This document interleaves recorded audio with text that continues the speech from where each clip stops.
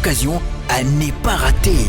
IFOD, la société de microfinance de la Cinco, vous offre le taux le plus préférentiel du marché, jusqu'à 10% d'intérêt lent pour tous vos dépôts à terme.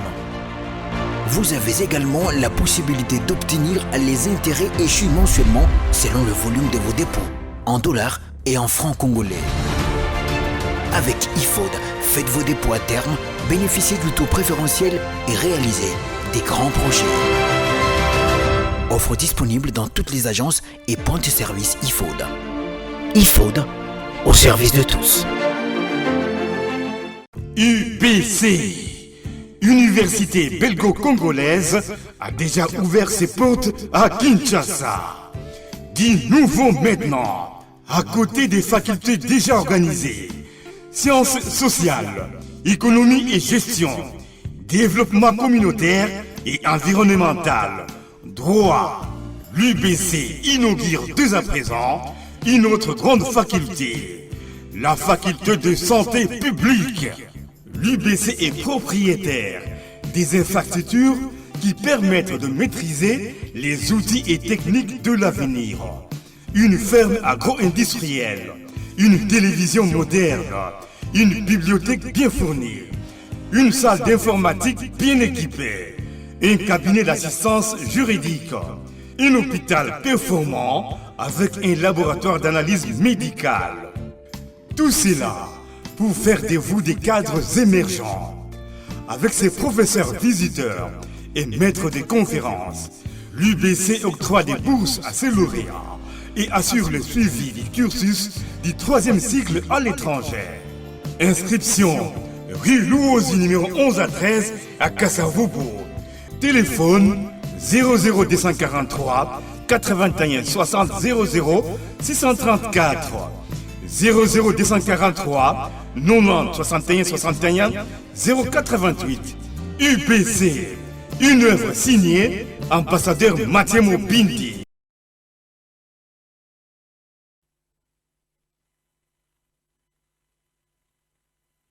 Merci beaucoup na bandeko nyonso bazui occasion ya kotala biso lelo mokolo ya mardi 21 décembre na kati ya Bosolo télévision bino ba bozuli bakwa kotala Bosolo na politique officielle. Nous recevons pour vous Mike Mohel, mais avec Mike Mohel tokoloba mingi maimatali immobilier na kati ya mboka na biso toyeba pe nini oya kokanisa pona koya kobakisa na kati ya mboka na biso République démocratique du Congo. Mais avant tout tozonga penza na vif ya sujet na biso tokozwa maimatali basango lelo pona pourquoi toyebi ete les conclusions définitives des différentes enquêtes seront connues avant la fin du mois de janvier 2022, déclare Jules Alinketo azali moko ya bakambi Azali Moko Yabakambi. Kinshasa, Olivier Mpunga est mort suite à l'inexpérience et bavure de la police congolaise. Kinshasa, enseignement supérieur et universitaire, voici la liste de 39 instituts supérieurs et universités fermés par Mohindo Nzangi, ministre de l'ESU. Ituri, insécurité, les activités économiques paralysées à Mungwalu. Justice transitionnelle en République démocratique du Congo, Denis Mukwege salue l'adoption par l'ONU de la résolution 2612 afin de promouvoir la vérité. Félix Tshisekedi et Denis Niakeru arrivent à Mbuji-Mayi ce vendredi. Et enfin, états généraux de la presse au Nord Kivu, les journalistes appelés à la responsabilité. Voilà tout pour les informations. Passons directement au vif du sujet. Nous recevons Mike Mohel. Je vous rappelle encore une fois de plus, Azali Moko Yaba expert na Matali immobilier. Mike Mohel. Bonjour et bienvenue dans Katia Bosolo. Bonjour Mamelo. Voilà. Bonjour à toi Mike Morel, bonjour P. Na baibanso ba kolanda biso na bisika biso bozali na Asie, bozali na Amérique, bozali na Afrique, bozali na Océanie, partout oyo bozali to sengi na bino. Merci beaucoup. Ndenge penza bo s'accrocher na kati émission Bosolo na politique officielle déjà sur Facebook et sur YouTube pour na kolanda Matali immobilier ya mboka na biso Mike Morel. Sango nini penzo ya malunga oyeli biso na kati ya boso na politique to oyo pe oyeli bana ya Congo po bato musu ba ko talo déjà balobi to komona ndeko na biso ya ngambo ya Amerika mais boni ya koleka na boso na politique nini lisusu ya malonga o alingi aloba to fo o bana ya Congo penza ba saisir. Ok, merci Mamelo na comprendre motuna na yo. Bon, na banzi nganaza professionnel, d'abord je vais commencer à me présenter. Na fandi na États-Unis d'Amérique, précisément en Atlanta. Nazali professionnel immobilier, donc expert en la matière.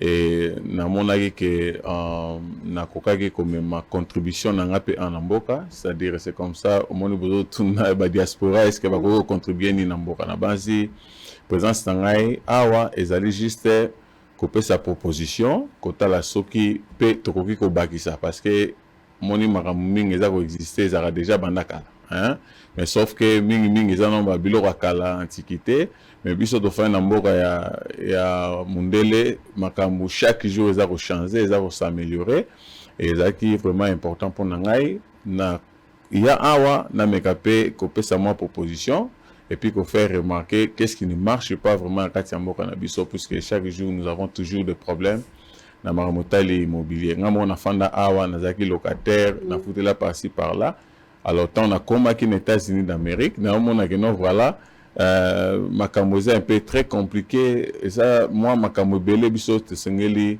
kobongisa si seulement si to ça vraiment na posa retient moi volonté tout peut marcher. Donc on ne peut pas faire ndenge moko ndenge na États-Unis ou bien na moki mususu ya poto mais moi moki ekoki kozala ekoki koto ça ma poste eza volonté puisque chaque jour bato négligent.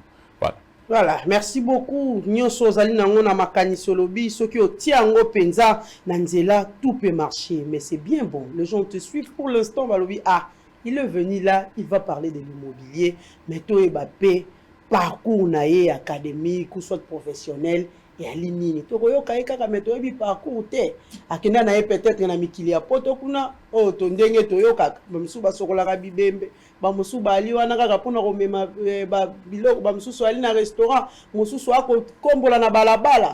Quel est son parcours scientifique et puis académique et professionnel? Ok, d'abord Mamelo na bani misana awa na Congo.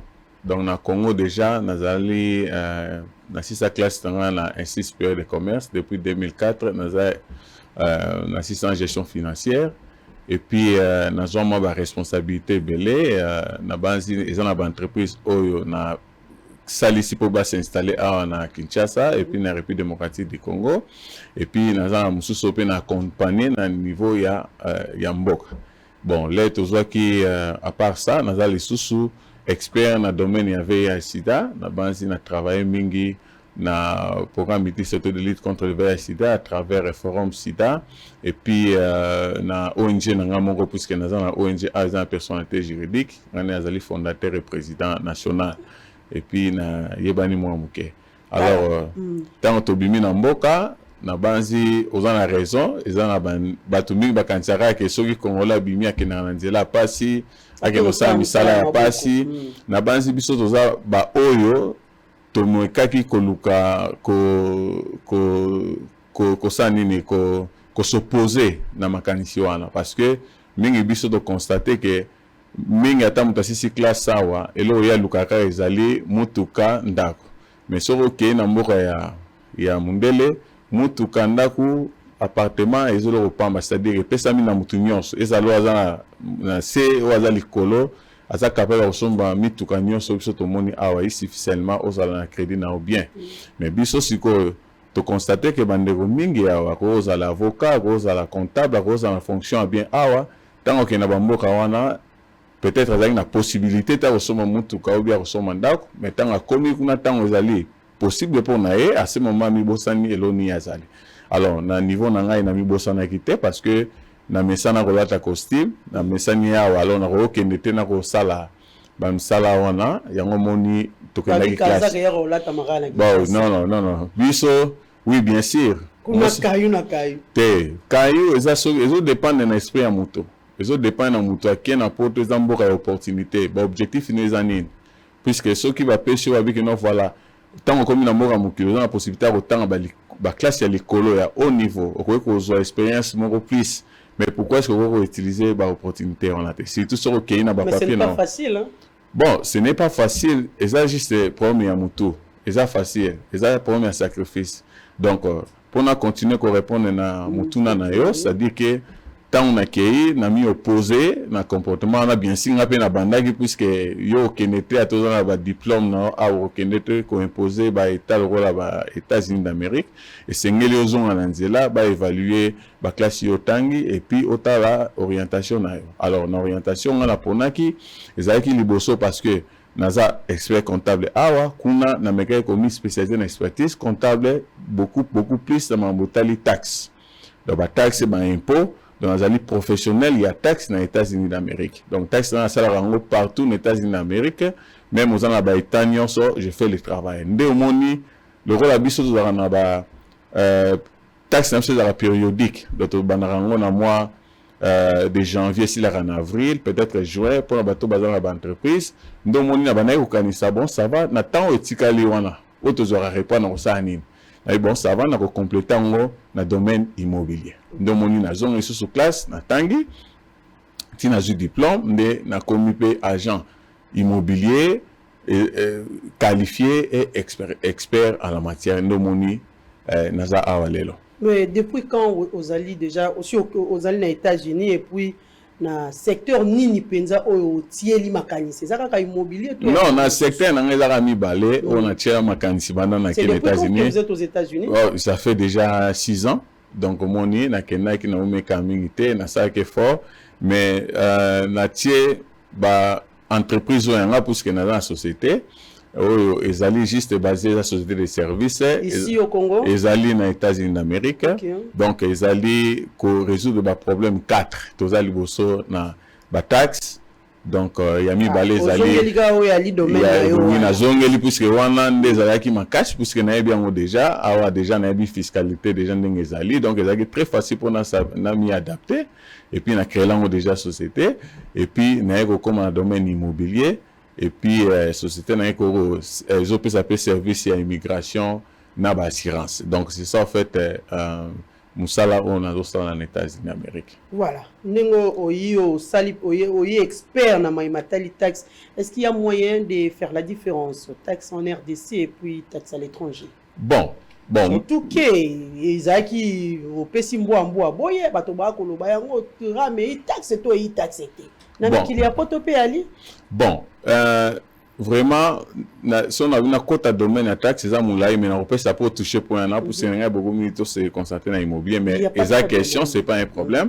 Alors, na niveau à taxe c'est très différent na oyabiso awa parce que et pas na biso surtout pays na ba impôt il faut que la différence entre impôt na taxe mais les États-Unis d'Amérique ba bien rango nyonso wana taxe. Donc ça dit que taxe en général ou ils ont englobé au nyonso sengeli mutu afuta na l'état donc ba revenu est vraiment trop large donc différence yangwana donc différence au pesa ya makasi kuna ezake mutu azali libre ye moko monenge ezaka na société c'est société mutu azo verser taxe mais mutu nyonso azako ko verser taxe na ye moko et puis l'état zozongisela mbongo. Hein, to benga ngo reform, c'est-à-dire que futi taxe non normal et puis na sukambula l'état a ko tala que non voilà muto futi 100% en taxe ngala ozon c'est là 75% ya mbongo oye a futi et puis azu ba avantage à bagiselio so za na bana azu mbongo a bagiselio soki par exemple ozaki okipe o tshara mwana na kati yo to benga na ba esika ba batela rabana azong selon mbongo nyonso po futi so pozaki na société azong selo ba dépense nyonso sali na kati ya société na yo donc l'état azong ça donc eza bato bazo sala makamotali société eza bato bazo sala makamotali individuel comme taxe na bango na suka l'état azong sela bango mbongo yango mona rabatu na suka mbula basala taxe eza te rola biso na kati ya téléphone mayo wana culture wana congolais mesai na yango te. Bon, na ba émission ba débat mingi bosala makambo ya ram na banzi téléphone na la fandi ya et garder numéro international donc numéro na ya États-Unis ram na osela donc ezali peut-être bah mais ça taxe moro mais biso futa plus que ba taxe belé aux États-Unis d'Amérique. On a par exemple sota numéro na moko apa me futa $40 le mois puisque biso to benga chaque mois mais paiement nango ke narati na $47. Ça veut dire que $7. Mais quelqu'un qui perd $47 pour le téléphone, c'est qu'il est bien rémunéré.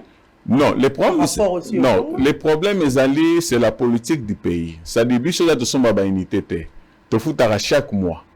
Benga no nengo lingi, benga tongo midi, pourquoi il n'y a pas Internet, naza na téléphone, na Internet, il y a toujours donc RTL les yeux relais, donc il y a États-Unis là, combien on a vu au Tchanga à niveau international, donc bah j'en ai relais, donc ça dit naza na service.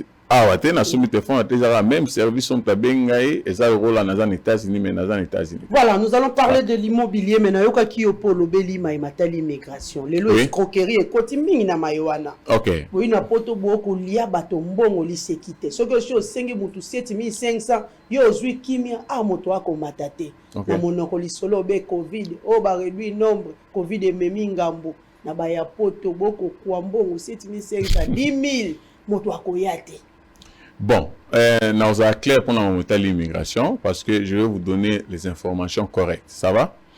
Pour aucun États-Unis d'Amérique, ils ont des moyens, ils allaient bien définir. Ça va? Ils allaient développer. L'agence mobimba ya immigration pour les États-Unis. Non, biso ils allaient, c'est-à-dire que société nangai et ça qu'on accompagner batu na ba domaine pour na roya awa ce qui ba démarche na ils allaient au salam. Beaucoup plus on constater que non bandeko belé même bazo fa na États-Unis bazan la difficulté ya kosala ba démarche na bango na mambo etali immigration na ko pesa par exemple so fandi 5 ans aux États-Unis d'Amérique ba pesa possibilité à changer nationalité mais au moins na mutu so afandi habiter à Ubanda wapi à osukela wapi alors société na ngai et ça va faciliter bato bazan information na te na ko sunga yo ne banditi sukati ko papier ils appellent na bato mususu ba faire venir bato na Kinshasa et ça ba gagner développer donc ça dit ba habiter ba Ubanda wapi pe ba osukela wapi alors biso toza ko sunga bango pour na ba débit ya ba document na bango ti ba kokoma na kati des États-Unis d'Amérique donc il y a à partir du Congo ici.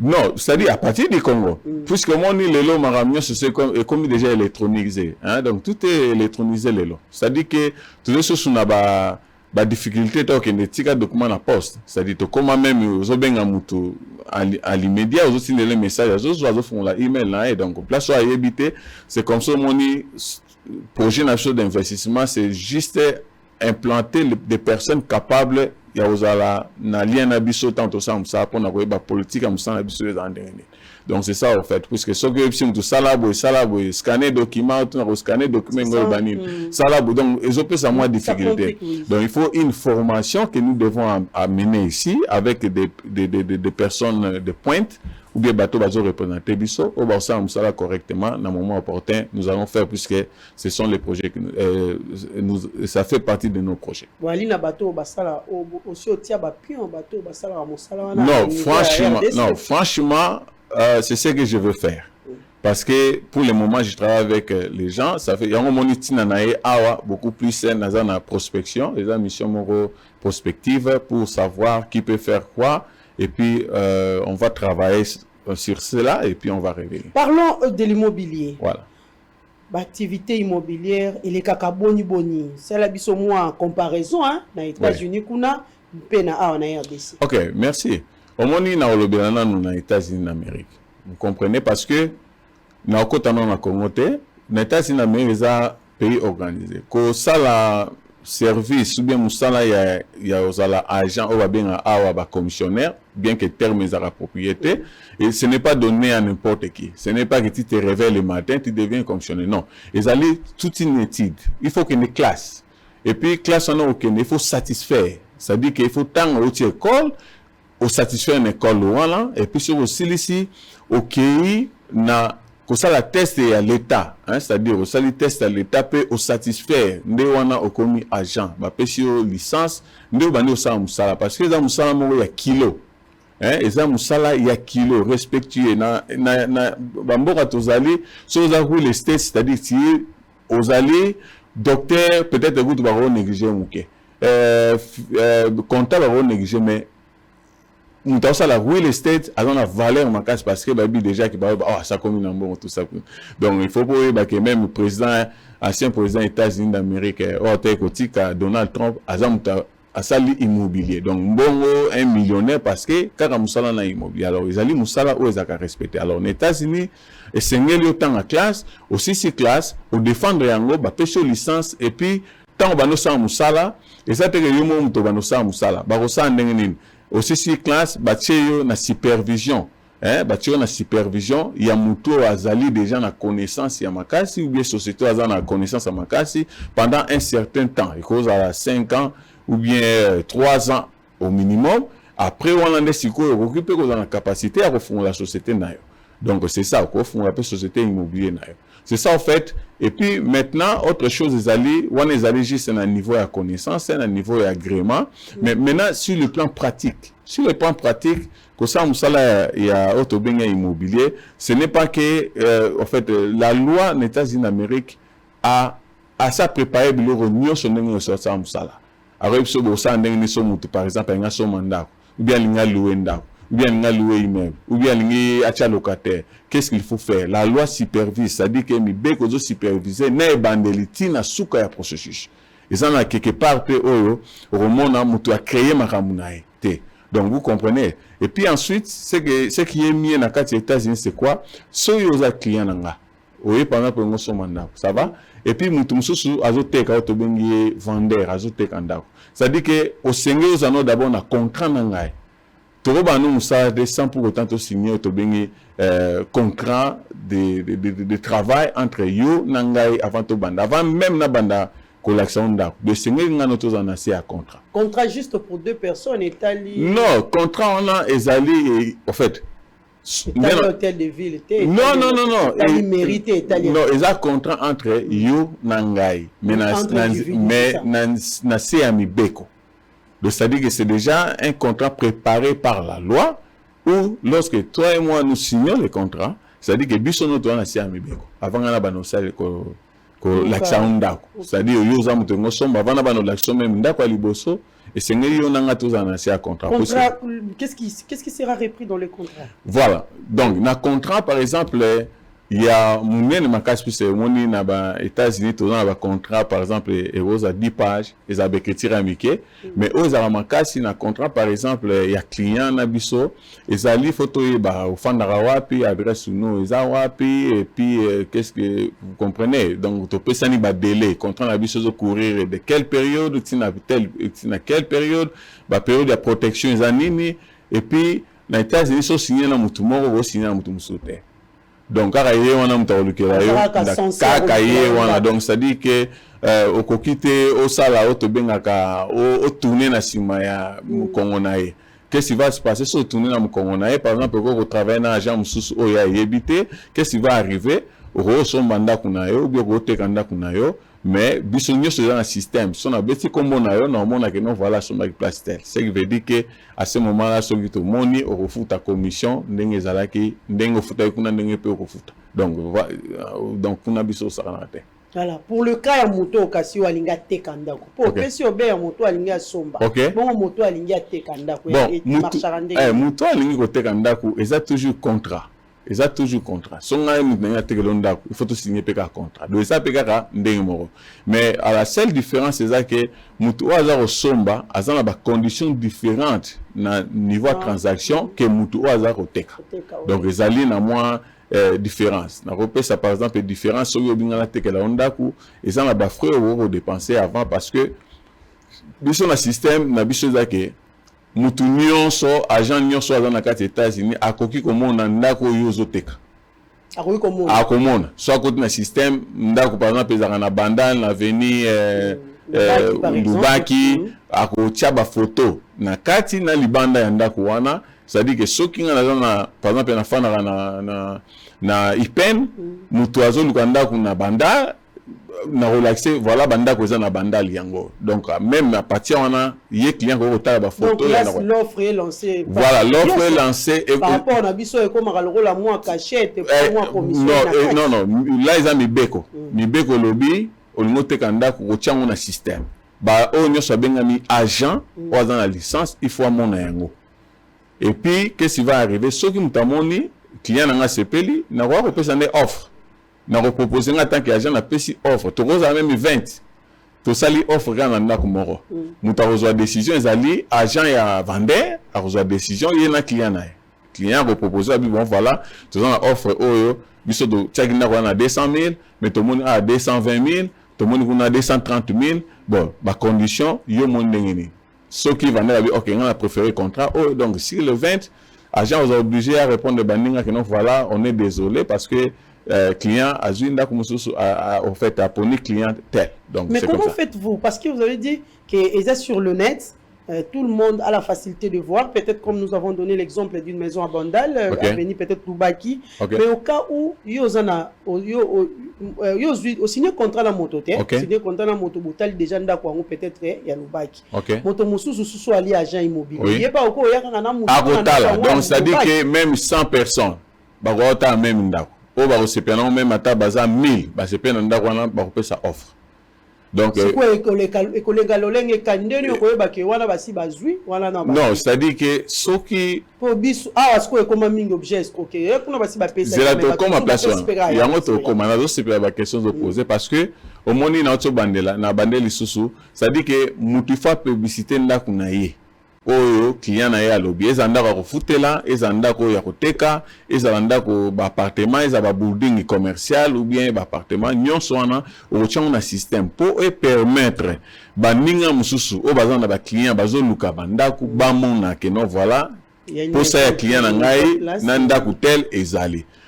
Qu'est-ce qui va se passer? Nga so client sepeli na rotindela un message na système comme pe na ko benga et puis tous na ba système que ba fungola na biso zaka to tchaka ba clé na biso na ba fungola, c'est-à-dire que aux agents na besoin za la wana te le ko ngala na clé na code na nga système national na ko yaka na code wana ndako ni fungwami na l'accès client na ngai ti asisi pe na kanginda ko wana so client bi que ça la offre na kozonga na système na sali offre na tindi offre na agent na mususu et puis agent na représenter ngo na client na e otobengi vendeur et puis ba kosala choix na bango soki offre na ngeza meilleur ba ko répondre pe ba biki non voilà to sepeli na offre na ondengo pesi et après nous continuons. Donc vous ne vous précipitez pas? Non, le problème non, on se précipite puisque il y a la bataille. Et ça bataille, imaginez-vous soki ndako moko 100 personnes. Il faut bobunda hein, so ba chaki 200, peut-être client a proposé 250 000. Ça va? L'un sum supa inga lingi ndako na 300 000. Moussoupe abi voilà on peut ça cache. Non, les montants c'est-à-dire netolobi soki tozo lukandako ezana cadre bataille que ndako za rare, les montants comme compliqué, mais le problème c'est que quelque soit montant au mutako proposer na système na biso tozo na bato to benga ba évaluateur ya ndako. C'est-à-dire que parce que au moni na ba poto ezaming bato bazora financement na banque.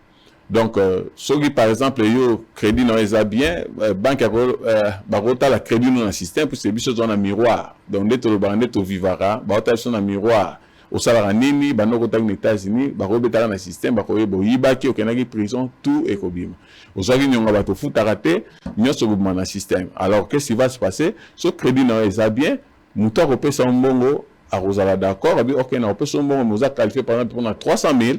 Alors tout le monde d'accord ezali elegi 300 000. Donc alors maintenant soki ozuni d'accord ya 300 000 banque si quoi opesa ngobongo te fatinda expert na e a ko évaluer ndako wana choisir na valeur oyo yo o proposer que pa ya muto azotekanda. Et quelles sont les conditions pour être peut-être locataire, un citoyen peut-être congolais pour être locataire aux États-Unis? Bon, biso ezara le moro. Potomona on baza 4 placements. Non. Écoutez, peut-être non. Bon, on a habité peut-être bon, en fait, au moni, tu auras par exemple Moutouanga, j'ai appartement dans a 3 chambres et puis ils ont un salon, ça va? Soit c'est le style congolais. Bon non, là-bas on a consulté ba congolais baza envoie. Peut-être na ba non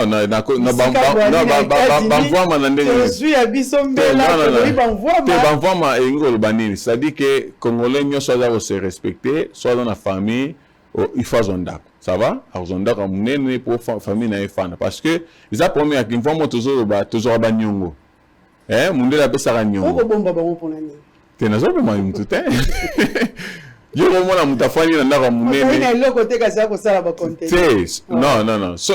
Tala, ce que moni mutafani aux États-Unis, azanda ko munene za nyongo. Afutaka chaque fin du mois nyongo wana na banki. Si a usana ngo 30 ans. Après 30 ans, soko futi normal ndako ande komi mobimba yaye. Et puis soko ko futa ngote crédit na bébé ba roboto ndako wana ba ko teka yango na vente aux enchères et puis crédit ne baby, c'est-à-dire que vous avez moins difficile pour que banque musu soit financée sur aux ondas. Voilà en fait. Voilà, c'est ça. Ata bombi kasi boni pona kokoya on a lobité motuna na tango kimi kaka mwa yango kimi pe mobimba. Na kimi mi mamela. Motuna ngana ko tuna yo kokoma locataire kuna yinkoko sote. Ina ba condition. Na lobi subo na bandeli. Locataire oza locataire ya appartement. Oza locataire ya ndaku, oza pe locataire ya activité commerciale, ça va? Et ça kaka na chose moro.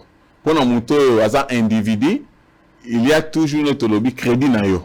Bako checker crédit na yo soki ezali bien.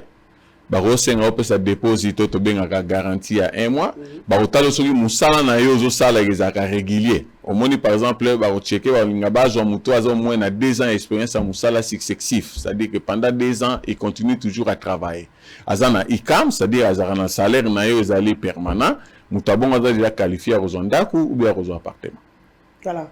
Nayebi ke bato ba kolanda biso surtout ba commissionnaire na tango basi batomboki babi oya uti susu wapi aya koyela biso ba logique kilikila koloba ya expert kasi alobi foko tangela yango foko zola yango mokanda il faut kotangela kolekela na nzela ya kelasi yebisa biso nano mwana mboka yo moto ovandi mingi na mikili ya poto na ngambo ya États-Unis nini kasi oyo ko constater pa na biso par rapport ya secteur immobilier.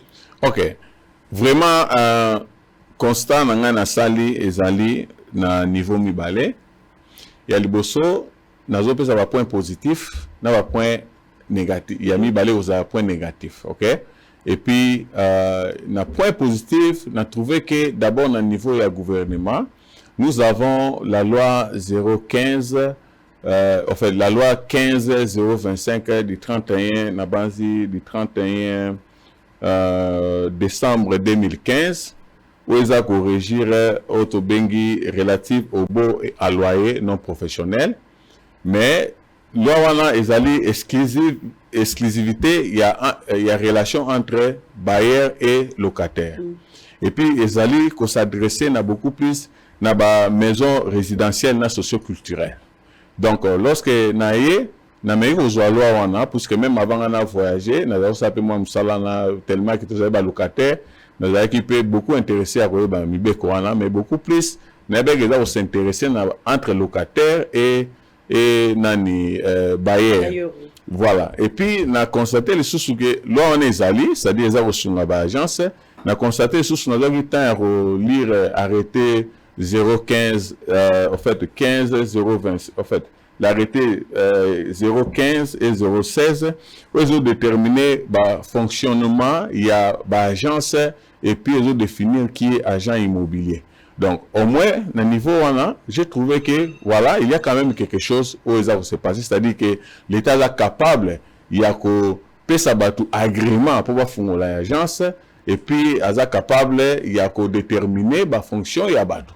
Mais le problème, il y a mis balai, et ça dit que, on a constaté qu'il y a des associations, c'est-à-dire il y a des agences, il y a des agences ou des coursiers, oyo, bah, ça la bien, na quatre associations, par exemple, dans mon association, mon abengi, à 6 mois, association des agences immobilières en République démocratique du Congo. Là aussi, j'ai entretien à Bango, dans le ministère de l'Urbanisme et Habitat, j'ai aussi eu un entretien avec le chef de division unique et puis le chef de bureau. Pendant ce là, le ministère des Affaires foncières aussi, j'ai eu un entretien avec les conseillers du ministre pour que je puisse comprendre comment l'immobilier fonctionne ici en République démocratique du Congo.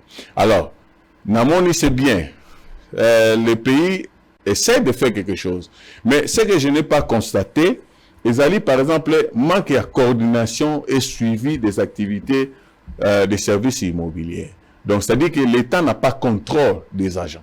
Et moi-même, quand j'ai même d'entretien, même dans l'agent, l'État, domaine, on est très difficile puisqu'on n'est pas encore capable de gérer. Pourquoi je suis de dire? Parce que quand vous envoyez un agent immobilier sur le terrain, je pense que l'État n'a pas fait attention à la population.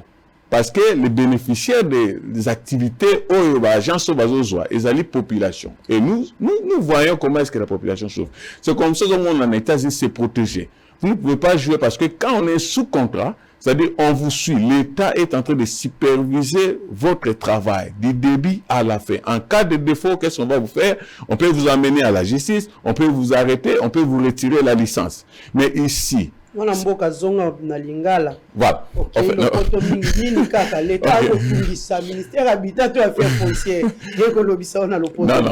excusez-vous, c'est que vous avez lingala pe monitorion moi kala donc tout ça la moins fort. Bon, donc ça dit na kolobake l'État azako comment on va contrôler, c'est-à-dire azoko kako kamba bateau bazana domaine ya immobilier. Ça va? Ça dit que c'est bien de demander bango bazo agrément, c'est bien de demander bango bazala organiser, mais l'État ce qui appelle si bango agrément pratique bango. Ça veut dire que maintenant l'agence bango va comme un service imitelengano. Ça veut dire que mutuna mutado tia mibeko nae. L'agence est partout. Donc mutuna Imo Nelson. Kuna basiba komi Imo Edouard. So komonika moi Imo Morobo. Amba tia adresse terre. Voilà. Bakotia be numéro de téléphone po yondo luka bango. Okuta ka tableau à Pamba. Voilà. Na Congo ya la kabongo tableau à Pamba. Tango ko benga mama nani ahako luka nanu ayeba. Voilà, c'est comme ça. Il y a un moment et l'euro na lobby n'a constaté les constats positifs tout le monde que l'association est allée mibeko et ça ko senga base na agréé pour basa musala bafuta ba taxe ba onenge sengeli mais si ka l'État qui doit faire ça maintenant? Pardon? Qui doit faire ça? Bon, pour l'engrais c'est bien bon base à l'agréé, qui doit faire ça? Bon. Parce que vous êtes jeune, Ouais. vous êtes dans mon PPA Sika comme on dit, Ouais. vous êtes expert en immobilier. Ouais. N'empêche que pour baï na yebi ke baï na ba organisation. Bon, le problème au Eza Awa, Ezali que Kosala Musala, Ndena Robaki, je vais vous dire ça aussi. Voilà. Pour ajouter un peu. Nazana 5 propositions, Nabana 5 propositions, je vais donner ça. Mais Nalinga qui beaucoup plus Nazon Esika Ozaï Kolobela. La différence, ouais. Ça va? Qu'est-ce que moi j'ai constaté? Nabaki n'a pas eu une constatation positive. Maintenant, les constants négatifs, c'est-à-dire que ça tout ça bateau bazo musanda ko baza contrôler, c'est-à-dire que l'État aza inexistant na opération. Bon, c'est voilà aza inexistant parce que muto ba pesi agrément et goza mutu nyonso ba mbongo azu agrément ti agence mais musala na ye. Je vais insister sur bengi qualité, voilà, c'est ça le thème, c'est-à-dire qualité na linga bobanini, c'est-à-dire qualité on te bilingala et ça na qualité. Na qualité. Moni pays na moni personnel lingala ozangi, peut-être sanga et bien malamu. Mais OK, c'est-à-dire que qualité exaté, qualité à musala exalité. C'est-à-dire qu'il n'y a pas une supervision de ce travail. Au moni biso par exemple, son dazo lukanda. Tina obana signer un contrat, mutazo te kanda. Tina go signer un contrat. Tina go joindre ndako. Na otira au 500 francs. Bon na ngezara o ya commission là na silisi marché et puis na jumbon et puis ba benga ngo makolo. Te biso zate, c'est comme ça. Ata bwana bandalungu boko to. Yangwana ezo kiti ezo dégrader le travail d'un agent. D'abord avant d'être un agent, il faut avoir des moyens. Vous comprenez? Ça dit que Joa batona nyo sozo le bana bazora mbongo. Alors que commission, même chose à $30, même chose à $50 de commission, même chose à $1000. Mais là, les gens sont vestés, à la bien vêtus, à bon sa bureau naé, et puis ceux qui nous ont autant, ça me pèse à moi kilo à non voilà la relation d'Aku. Et puis des autres nous avons constaté c'est quoi? Ndaku moko et rosa relaxamana ba agent pris de DT parce que on suppose que signer un contrat un agent moko et que agent on a la possibilité à quoi accéder banda kunyonso ezali. Ce qui veut dire que ba agent bazana comité ngisa maté so mboko eza organisé. So mboko eza organisé, tout est possible parce que je vais vous dire que tout est possible ici pour que nous puissions faire. Et ce qui mboka par exemple ba tirer confiance to memana musala ngoto yena ngo ah to memina bato ba ebo sala ba système wana et ça simple comment est-ce que tout le monde a ba photographe ba za ibeli awa tout le monde obi ka Congo et za mboka moko o eza développer makasi na Afrique na tambolinga mo awa zinga dans zinga l'ordre, dans le désordre. Non, dans le plan électronique et informatique. Okay. Vous comprenez? Vraiment, namoni bajen baza vraiment orienté et puis baza assidu sur le travail. Donc ça veut dire que pour un moment électronique que l'État a organisé, c'est le mot très facile, les volonté politique et puis les volonté à l'État. Tout est facile, n'a pas moyen de faire t'occuper que réaliser quelque chose en Akatamboka. Voilà, réalisation de quelque chose dans ces pays, mais à aussi maïmatalio comme on a négatif, maïzali belé. Quand je parlais de l'escroquerie, nous savons ce qui se passe dans ces histoires. Aussi au monde a commissionné un maté qui m'a pas à des personnes. Bon. Moussou soigné comme ingambo. Nazo mamelo. Parce que yo si oya ke opesi mbongo, yo uti peut-être na ngali mo pesi mbongo. Moto pas uti peut-être na gomba ya pesi mbongo. Boko zwanda ko par exemple elek na Kasavubu. Mais yo pesa ki oyo kokuta pe mosu moninga mosu soye wana, ye pas ko se précipiter. Ou soit basi ba laki de personnes wana. Okay. On a payé à compliqué, on a bailleur à comme un problème. Bon. Et il y a aussi des bailleurs malhonnêtes, il prend l'argent. C'est comme ça. C'est comme ça, Mamelo. Au monibiso tango, aux acheteur, aux vendeur.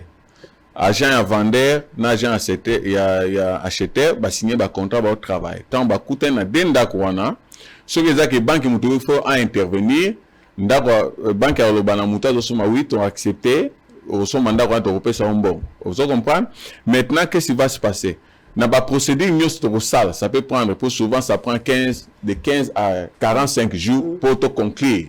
Alors, na souka musala de 15 à 45 jours. Oui, parce que la procédure aux autres financement, il faut te contrôler babilo parce que voilà ce qui se passe. Oui, ici il faut seulement avoir l'argent. Non, tu récupères la maison. Non, si c'est la banque qui a accepté peu importe. Mais c'est déjà vendre en diminda quoi, en demi client. À quoi qu'on peut s'en mutumsute. À rondimate, à parce que l'État peut forcer à te ganda quoi encore. Parce que les contrats on joue pas avec les écritures. Alors qu'est-ce qui se passe pour éviter d'aventure et escroquerie? Je vais vous expliquer. C'est simple. Pour conclure le marché, c'est-à-dire ce n'est pas dans le commissionnaire, dans le avocat, ndé musane yangwana na poto. Avocat avocat belé ba chômeur. Na musala ezali na avocat o ba musala ezaka osala domaine yanda, domaine immobilier. Un avocat affecté ou bien tangi pour se spécialiser pour conclure le marché. Moussala avocat c'est quoi? Son travail est pour vérifier les documents juridiques, à vérifier l'originalité. Il faut pas que ça soit substitut à l'avocat dans les États-Unis d'Amérique. C'est-à-dire c'est nous qui préparons les contrats avec les clients jusqu'à la fin. Et l'avocat, lui, puisqu'il a l'aide dans la table, il faut que na avocat mutaza sala azosala ba échange ba signature. Et puis na suka pesi mutona fungola musala ya avocat ezali ko vérifier biloko lobi wana est-ce que ndako wana eza penda ya mukolo ndako wana so eza ba ya kota penda ya mukolo ko kende na ba document ya ba livre ya mboka a ko vérifier ya ngomoni zora temps. Pourquoi? Parce que avocat il faut vérifier à certain que ndako wana ezali ya ba escroquerie ndako wana eza ba aventure avant banque a pesa mbongo ou bien yoso somba cash pesa mbongo c'est vérifié. Mais biso awa il y a toujours besoin de manquement et belé awa ça dit que escroquer ozo mona ba consommer ba libre ba sama wa ba lingi na pesa exemple na biki a fouti agrément na après l'état biki sala na o lingi ozo comprendre alors mona ba association ba tuna ba sangani ba jui ba sali ba règlement na bango mona par exemple naza awa mona na place moko na ba association mo na tangi ba document na bango awa na banzi me bamsusu na sombaki ba document na bango ba statut ba besoin réglementer bango ba besoin réglementer na bango mais mona que pas mutazolo bano voilà il se construit en syndicat et l'autorité d'autorégulation de la profession d'agent immobilier. Vous comprenez? C'est-à-dire autorégulation veut dire que c'est eux-mêmes qui créent leurs lois façon au Sénégal au travail. Ça n'existe pas. C'est-à-dire autorégulation, c'est-à-dire qui doit réguler les activités aux alliés dans la population, aux affectés la population, parce que peut-être on n'a pas trop parlé de ça. Les victimes sont la population. Et chaque jour, vous voyez comment est-ce que les gens sont en train de souffrir, parce que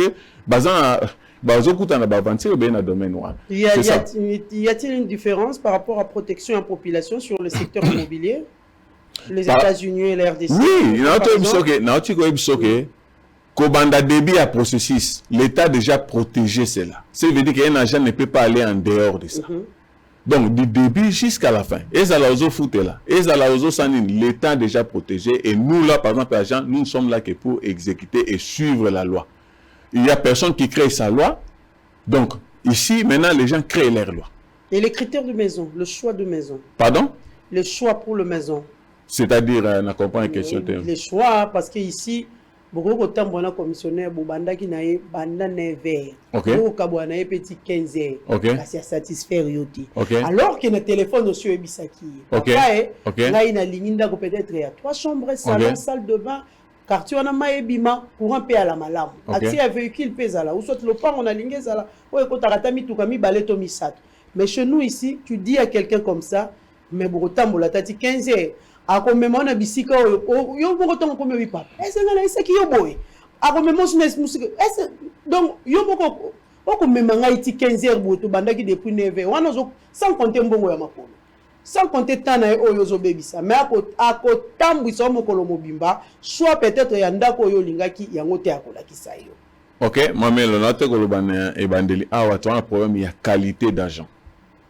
Au moni lorsque yo olingo zonga yola na selo musala.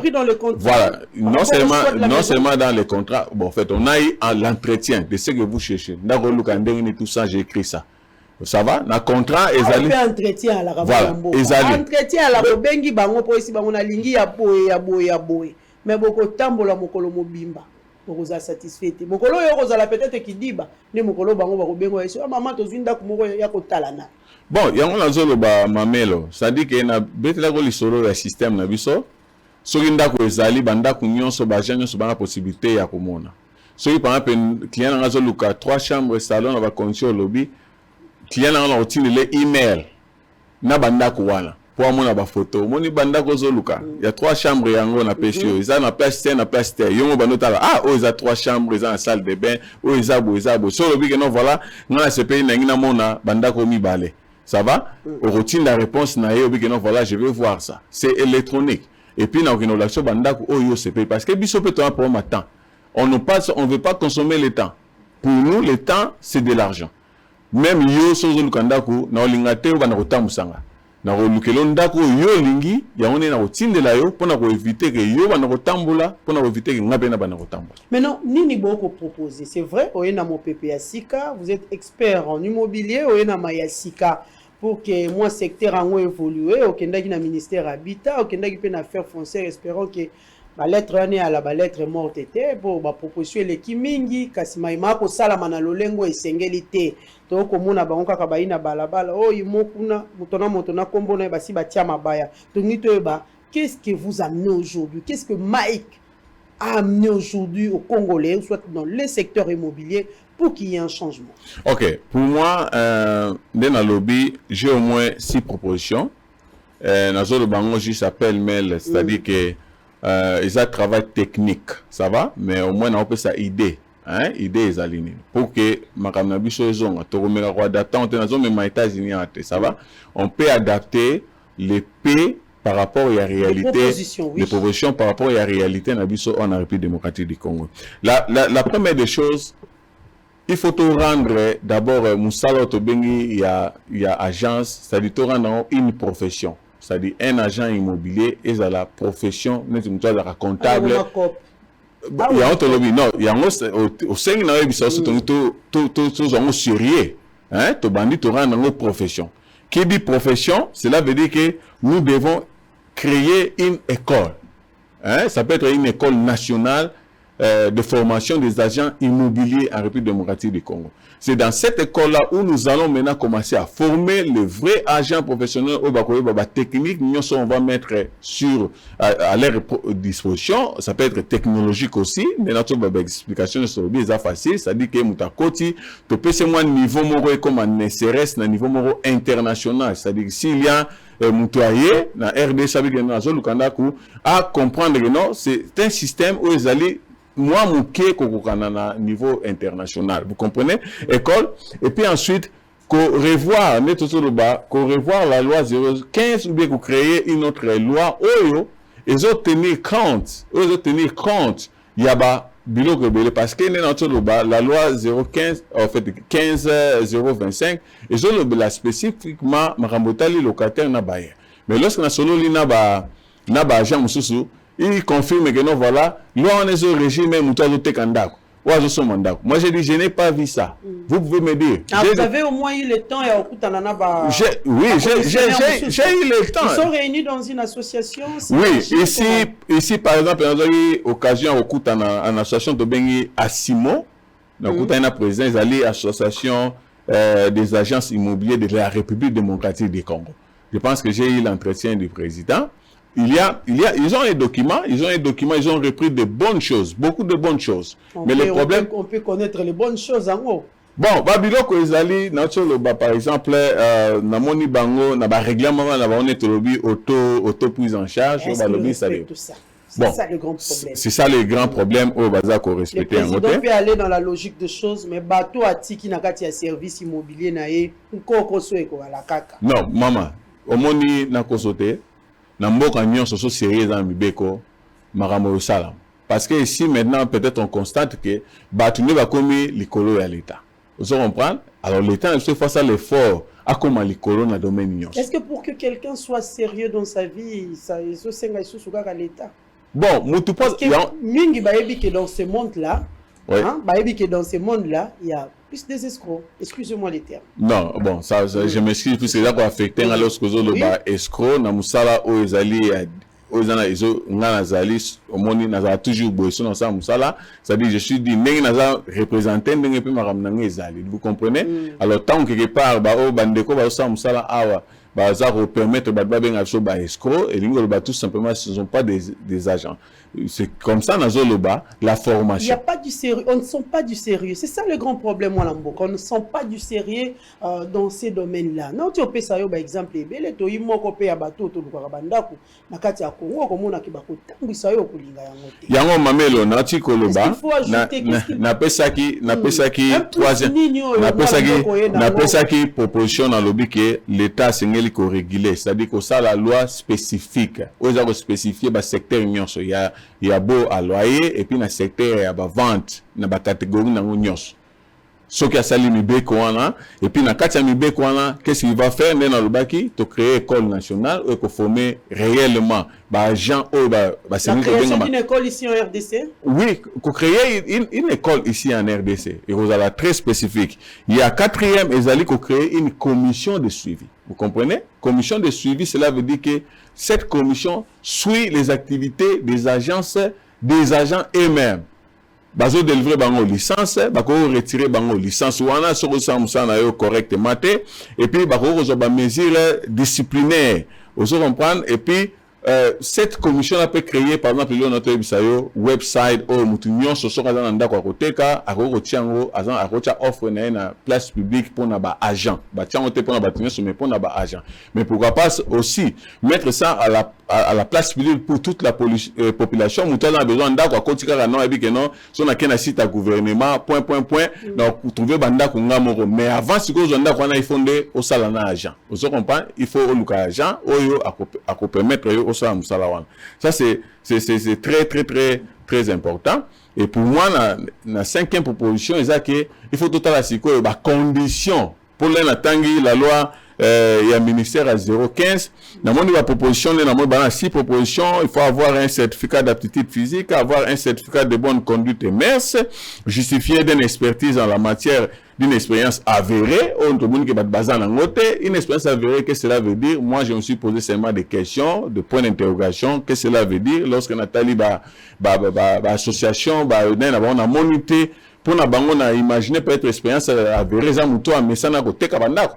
Donc, mais moi ici, je suis en train de voir du côté qualité du travail que nous sommes en train d'ouvrir, en fait, d'offrir à la population, et puis avoir une formation professionnelle de 6 à 12 mois. Je ne sais pas de quelle formation professionnelle cet arrêté parle, et puis un moratoire de 12 mois. Ok.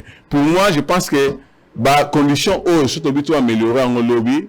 D'abord pour l'agent, moi je pense que un moutaro comme agent, et ça on a 18 ans d'âge, à partir de 18 ans vous pouvez devenir agent, parce que c'est-à-dire vous allez au moins un diplôme d'État. C'est-à-dire qu'avant ça, la makamou ya agence, on ne serait dans un diplôme d'État. Et que ça, très important. Et puis, avoir un certificat de bonne, en fait, aptitude physique, ça peut rester. Avoir un certificat de bonne conduite MS, puisque au moins, le lobby, escroc. C'est-à-dire que, bon, on peut poser la question, parce que, on a certificat de bonne conduite MS, c'est-à-dire le système est bien. Sur le côté, comme on a que criminel à un moment tel, à un moment tel. Bon, je ne sais pas, n'a évité, mais est-ce que dans le monde et le Rwanda existera réellement? Est-ce que sur aucun système où il y a que mamelo vient avec une temps avec 12 ans? Est-ce que ça là qui mine? Je ne sais pas. Donc là, c'est très important. Et puis, surtout, Moudalanda, cours ne serait 75 heures de cours. 75 heures de cours. En matière immobilière. 75 heures de cours peut nous prendre peut-être 6 mois. Si on a accéléré, ça peut être 3 mois. Monsieur personne est capable de voir un système. C'est-à-dire que au limite, on a la classe, tout ça électronique, aux autres online. So aussi, ok, au salle examen à commission, au réussir après que ça à l'étape, au réussir peut au juste que licence n'a pas ça au salaire. Et on a bien bandélé comme un rôle à la profession. Alors, et là, monsieur c'est là que réussir les tests nationaux d'agent immobilier. Donc, vous ne pouvez pas, ok, quand il faut l'état de la su, que comprendre les sons. Dans la classe au Kenaki, nous avons ça va partir et va disparaître. Donc, lorsque l'État est sérieux, pour par exemple, un courtier immobilier, il faut voir la différence. Qui est-ce qu'on appelle courtier et puis qui est-ce qu'on appelle agent immobilier. Donc, ça dit que pour nous, avant que tu deviennes courtier immobilier, puisque vous avez la société, comme vous avez l'individu avec une expérience macasse, et c'est vous avez un agent immobilier. Après une certaine période d'expérience aux anango, après une certaine période de l'État monique non valeur sur vous mêlez, n'est pas eu au commis courtier immobilier. Donc, ça dit que wana ezali idée au biso tozali na yango otoko pesa na mboka. Donc, ndenge na lobaki ne bande les 5 en fait, propositions. Donc, c'est comme ça. Voilà, ce sont de bonnes propositions voilà. Qui te... La commissionnaire, la pique à paix, pour autant que un système électronique est bâtir même en ligne, tanga. Tant que tu as commissionnaire, aïna moi téléphone naïk, akoyamba kututé, mingi pe aga éteint. Et aga éteint, moto wana kotela yango en ligne na éviter à kosala ngona magie. Toi ko sala ngoka ko bel boy na miso amoni mona mboka Mike nga ifona mema opena bisiko to kokuta mwa imomo ko mona bango pena lolenge ni ba fonctionner po mingi oyi na makanisi ya bato bai na mboka ya bapaya olobi pe mai matali ba sala remise à niveau ba sala renforcement des capacités. Est-ce qu'il y a un moyen aussi il y a je ne sais pas. C'est pourquoi je t'ai posé la question. Ils travaillent en association. Ils fonctionnent comment? Il y a des syndicats pour ça. En bloc, par exemple, les enseignants, ils ont moins la synergie na bango moko boye o basanga na bakuta na rapé. To mo mona yango lelo même coup tous les gens ne ba benga ba oni bato assez korana ba kana balabala na balabala pona kozwa ba mbongo etali mituka ba taxi. Ils travaillent en synergie, on a tout ni. Est-ce que bango peut ba la penza en contact bango nyonso pour ba que oh penza ezali association basangani association telle ba se mettre d'un commun accord peut-être pour lever leur temps. Ok, merci Mamel pour la question là. C'est un travail que tu dois voilà. faire. Non, ça dit que question là opposé ngai et ça est tombé na mais à kitoko parce que né na toloba na linga kitena ya awa bon poser la question.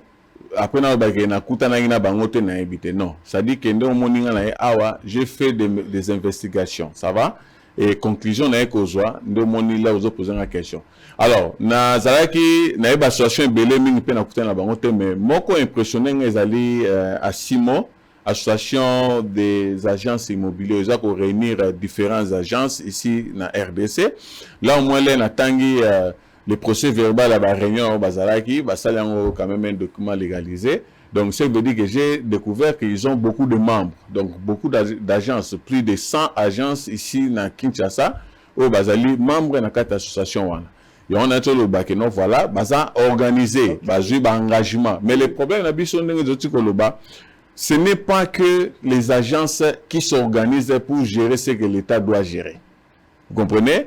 les agents sont libres. Batunion sont libres et à ça l'association. À une seule condition, puisque il ne faut pas que ça l'association pour combattre la loi.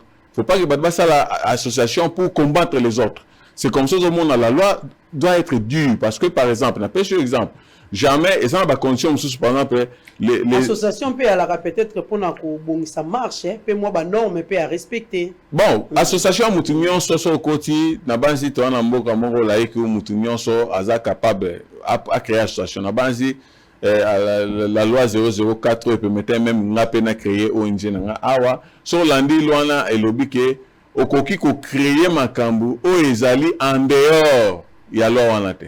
Vous comprenez? Donc tout le monde crée son association, mais il faut se référer na omibe kwati nanzela.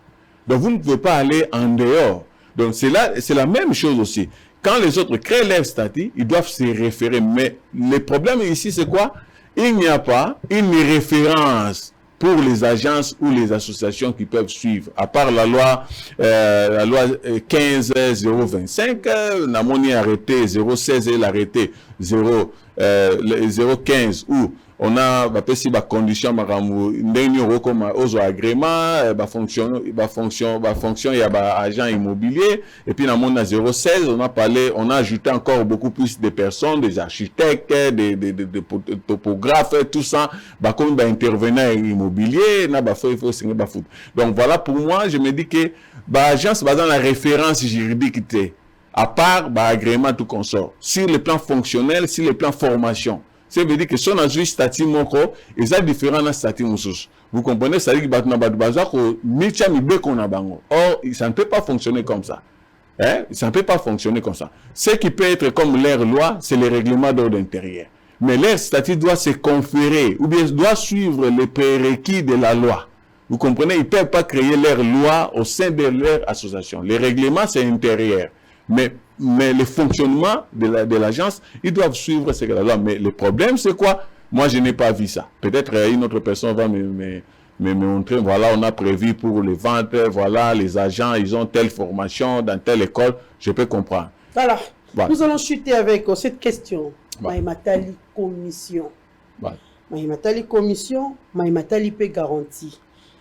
C'est vrai, garantie n'a évité par rapport à Namboka ya bapaya, il y a des garanties et dépendre na ba humeur il y a bailleur, monsieur super à côté à 6 mois, monsieur super à côté à 4 mois, il y a aussi des gens qui prennent pour 3 mois, il y a aussi des gens qui prennent pour 10 mois.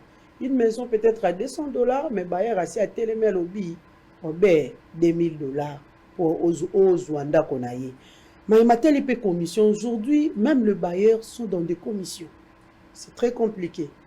Alobi oyebi na ebité so oyebi système ga ba ça un mois au bakisi pona ba commissionnaire mais na kati ya mbongo wana bayer pa ina kati même na vente bo côté ka lopango même bana ya bakolo lopango bango pe bazoko lia commission. En fait, explique-nous un peu. OK. Na expliquer on a deux volets, volet international, na volet spécifique na RDC. Tout raison a toujours nenatoloba. La qualité d'un agent immobilier. Et puis, la loi qui gère ces agents-là. Ce qui, par exemple... C'est un désordre total. Moi, je ne veux pas entrer dans les polémiques de désordre. Moi, je me dis que ce que je pourrais apporter au pays... en fait, la commission français... Bon, il y a la commission. Parce que... Non, Mamelo. Netotoloba. Mibeko et Sengelez dans la licolo ya opération. Ça va? Puisque par exemple, un bailleur a commandé un Wazamuto, il faut reporter, Bakangae, à ça la peu prison. Vous comprenez pas?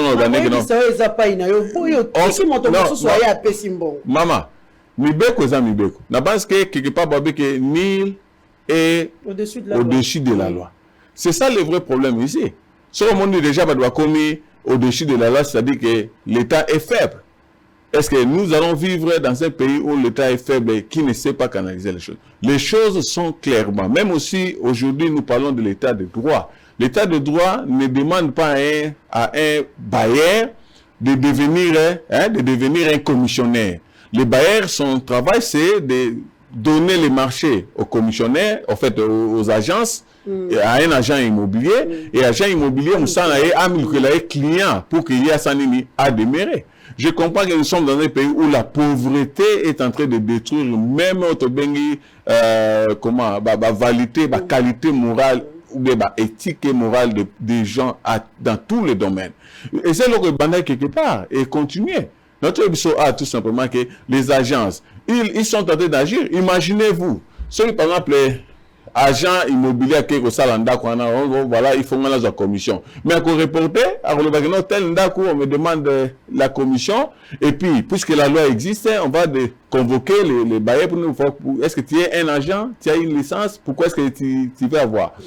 On va t'arrêter. C'est comme ça, on ne joue pas. Vraiment, on ne joue pas avec la loi. On ne joue même pas. C'est ça, en fait, les efforts, notre gouvernement ou bien l'État doit faire pour que les gens soient capables de respecter. Parce que les gens vraiment se permettent de tout. Quelqu'un qui vend sa parcelle, mais à l'ingé sous commission, non, ça n'existe pas. Ça n'existe pas. Qui seront là pour prendre la commission. On ne refuse pas. On ne refuse pas, par exemple, Moutanga Tekandaku, de Gomora Memeli commissionnaire comme. Bon, ce commissionnaire, c'est un sang en tant qu'agent, ça va. Mais bien qu'on peut qu'on solution, voilà. Commissionnaire à la libre pour appeler sa mouton de référence. Ça va, appeler sa moi mouton à comprendre. Mais bien qu'on fixe. Mais bien qu'on fixe, mais bien qu'on. Non, puisque normalement, commission, on a un commissionnaire. Commission, et c'est un commissionnaire. Commissionnaire, mon parent va faire dans Lubumbashi. Ça va? À référer Moutou et pas commissionnaire au fond à Kinshasa. Et que Moutou va conclure marché.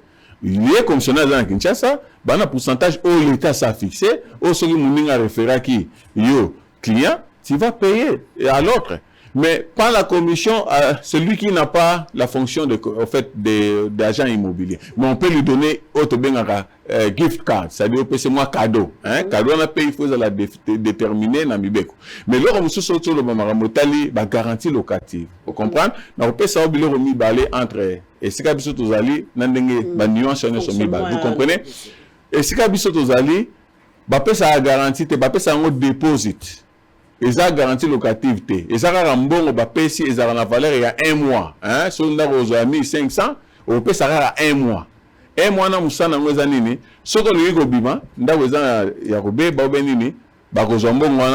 retirer un ce que le bébé ce que le bébé au-delà, il y a un par exemple, 1500, mais dépense, sali pour avoir c'est 2500, retire de l'eau lettre, voilà, il faut payer sa différence à 1000. Si vous ne ça, ne vous en faites pas. Crédit dans le baby, dans le système. C'est-à-dire que vous reporter que vous avez et puis au soutien. Vous comprenez? Mais je pense que la loi 015, la loi 15-025, à ça fixe ça, non? Dans mon avis, on va dire que si vous avez un commercial, il y a 6 mois. Si vous avez un refanda, ils allaient 3 mois. Alors, le temps de faire tel, mais la bilo, voilà. Moi, quand on a dit que Sololana, na banzina directeur et division unique, voilà, on a déjà même mis des formulaires à la disposition de la population ici à Kinshasa et en RDC. On a dit que les gens reportent, en fait, que les gens vont reporter au monde quand on a que dans la division il y a habitat que nous reporter, hein? Même anonymement aux communes, voilà, voilà ce que les bailleurs font. Moi, il m'a montré ça. J'étais surpris pour nous voilà. Évidemment, le travail s'est fait. Mais le problème, c'est toujours l'applicabilité qui pose problème. Ça, le suivi. Voilà, le suivi. Parce que quelle réponse que le bailleur va te donner? Linda quoi l'État? Non, maman, je vous dis, ils ont la mesure draconnière, sur Bajiango, Bilorana et ici. Et aussi là. Parce que, pour Nangaï, n'a que la force y a Mibeko et aussi la force à Mibeko. Voilà. Nous sommes moni à comme que ça m'a camundé à CP parce que Mibeko à un moment là, ils ont frappé. C'est ça. Et comment appréciez-vous le système il y a remise, il y a garantie au Congo? Donc, ce que s'est décidé dans Bima, comme vous avez dit, par exemple, le cas de 10 ou 8 mois, avant Bima, ici, bailleur qui l'a kendi, mais après ça y est, Goko Bima. Kasi okozela kino ngala kozwa moto mosusu pour remplacer tant que ça ngai mbongo ndenga na zone silo. Comment appréciez-vous ça? Bon, Mamelo, moi je me dis que ça n'existe pas. La banzi, la location, n'habité, n'a la loi awa, n'a la loi. Aux États-Unis, les garanties c'est à combien de temps? Un mois. Tu payes un mois seulement. Un mois, il y a valé un bon vous comprenez? Il y a aussi, par exemple des compromis. Oui, qui normalement par exemple, il y a un bateau commercial. Ça moi contraint un peu différent. Moi, je expliqué bino techniquement parlant exact. Mais moi, je pense que ici, Mibek aussi et c'est Tchami. Na base loi Oyo, il y a 15/025 du 31 décembre 2015 et c'est fixant. Comment est-ce que banda il faut foutre en garantie? Na mona qui n'attend rien ou bien que 6 mois et puis 3 mois pour na ezali nani résidentiel. Bon, on a pensé na zo tambola na idée moko na chef de la division ou à moni que bayer azo senga plus et senga la reporter mais à condition aussi que Mibeko peut est frappé. Et pour parler avec le ministère Habitat et ministère Affaires foncières, ça s'est bien passé. Et kokende malamo. Bon, pour le moment, c'est juste nous sommes dans un stade.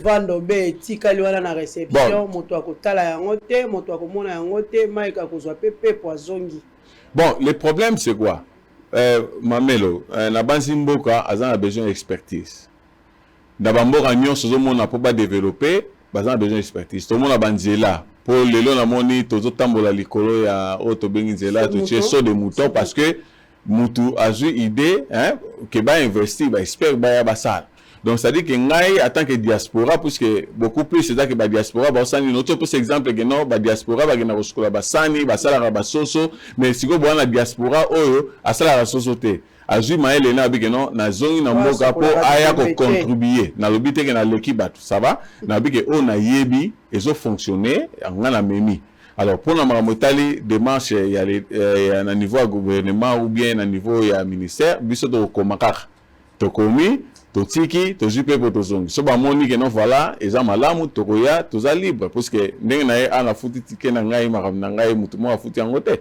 Mais na za na volonté et puis moni na awa parce que ils ont juste communiquer et puis que là au bamoni que baza intéressé que non lobby pe tout ça mutu ou bien batu pour ils ont monté na batu bazali tout ça ba congolais na yebi ni États-Unis ba ça peut quand même ça le ça dit que ceux qui lobby to bi OK tout ça ba congolais mi ça tout mine dit so ba bi musala wana baza na expérience ba ya pe na Congo ba s'implanter et puis ba aider population ba aider ba agence tout ça capable de resala yango so peut biso moko bo moni ke ko quitter ne vous en faites pas to bien un peu ba paya oh baza ici likolo ba yeba que biso to na besoin mboka na biso échanger na domaine tel to rejoindre la sensibilisation puisque au moni ma réunion c'est comme ils ont d'abord sensibilisation nous devons sensibiliser les gens convaincre les gens leur montrer les pourquoi les avantages et là il faut tout ça pour que l'hôpital soit développé. Vous allez voir oh bengi agent no bengi escroc le va changer comportement parce que à vous la sensibiliser à vous la former pour la expérience peut-être pas niveau arrêt on voilà tout dans mon extérieur mais pourquoi pas la formation on peut envoyer aussi les gens à l'extérieur ils vont vivre comment les activités fonctionnent pour amener cette expérience ici au pays. Voilà, c'est très bien dit. Voilà. Michael Morel, remise à niveau. Renforcement des capacités, na baeban soba ko salama matali commission pour que moi mentalité penza ait changé mbongo wana ekota makasi surtout par rapport à babiloko tout ce que nous vivons là ça ne bénit pas. Et un dernier mot avant to kabala mon ami. Bon, pour ngai c'est juste que je suis où nous sommes, c'est-à-dire si par exemple il faut associer baninga mususu, nous sommes disposés à il y a ko participer na ko cha expérience na biso na mutu nyonso a sepeli to sungai azala gouvernement ezala particulier ou amoni kazana ba défaillance na système na musana ye na matière immobilier donc nous sommes disposés à refaire yango et puis beaucoup plus aussi puisque il faut yebake place on to sans la tête batu mingi pe bazana besoin pe ya que nous sommes ndako libanda sommes penga nous sommes ndako libanda net abi États-Unis ndeko na yo azala Mike azana kosunga ko zabanda ko songi immeuble olingini tu peux aussi avoir ça et mukolo là le message est lancé hein. Oui, c'est lancé aux États-Unis oui. Il faut mettre le contact donc, le contact hein contact ezali o bakoki ko contacter biso ezana ngo facile na ko pesa ba contact na ngai le message est lancé Serge Mayombe si quoi aux États-Unis Mike est là je vais vous mettre soki mutu alingi kosoma ndaku ata azana etanini na États-Unis d'Amérique même so nga sala ba taxi na ende to salaka c'est mon travail à romona nga na ba site na nga nyos normalement numéro na nga ezali plus 1 404 996 7579 ndako benga nga téléphone ezala toujours fungwama ou bien sur okoka faut répéter donc c'est à dire c'est plus 1 404 996 7579 okoki pe kotina nga email na mutunyo sa sepeli na mike.mohel@yahoo@gmail.com ou bien peso lingo na ba activité o ya biso rokende na www.mike.mohel on follow yo moko lo on dirait Mohel. Ok, c'est-à-dire c'est-à-dire www.mikemohel.com. Ah, voilà. Mohel, ça ne s'écrit pas avec E à la fin, c'est ça? Non, c'est à la fin, Mohel. C'est M-O-H-E-L. M-O-H-E-L-E. Voilà. Donc, ça dit, ok, mais ou bien, on va sur na website, na biso ya business, na www.mikemohel.llc.com. On kombango kuyango wapi Mohel. O changer kaka uto ke mikili ya poto to lolenge. Teza kombo na développement. Sinde bongo ni na Mohel. So ok na clinique Ngalema. O mona kombo wana. Mohel. So ok na clinique Ngalema. Pona vrai quinoa na botami awa na koli na komi na Ngalema. Na tangira a pembe no awa na silisipe na sepe musala pe a ekomika kokoka mo ko ba haner Mike donc mais na étranger na da vrai congolais. OK, merci beaucoup Mike, c'était un plaisir pour nous de vous recevoir na kati ya plateau na biso ya Bosolo na politique officielle. Nous disons aussi merci na ba banso batali biso en direct sur YouTube et tous ceux qui nous suivent na Facebook, tous ceux qui nous merci beaucoup bana États-Unis boyo kimbela epesami et pa ya Mike Mohel wazali moko ya ba expert en immobilier na taxe na pema etali taxe pema matali immigration todi ko sola na epenza na bosembo nyonso. Nous voulons un changement, les changements par rapport ya bato nyonso bakomaka Imo Edouard, Imo Ernestine, Imo Gilbert, changement mbongo ane akamwa malamu moto akozwa mbongo mwana koko sope na pasi tango wako ya po lukela enda ku oko eskoke esalaka kitoko te ata yo pe siko kendo kolesa bana mbongo wana soki ali ya mabe ekozala malamu to mona kaka lo yo te covid nde ekoti covid ekokota na makala lolenge kani kokoso mwa nini olembongo ya mabe moto aluki ndako lakisa endako moto asali shwa ndako mema ye siko ya lingi mema ye na shwa ndako ya lingi pour que makambo etambola bien na kati ya République démocratique du Congo. Je vous dis joyeux Noël et bonne année. Au revoir.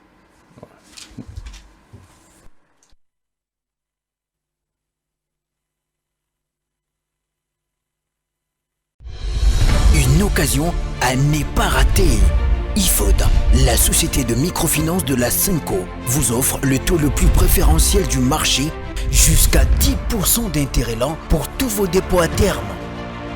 Vous avez également la possibilité d'obtenir les intérêts échus mensuellement selon le volume de vos dépôts, en dollars et en francs congolais. Avec IFOD, faites vos dépôts à terme, bénéficiez du taux préférentiel et réalisez des grands projets. Offre disponible dans toutes les agences et points de service IFOD.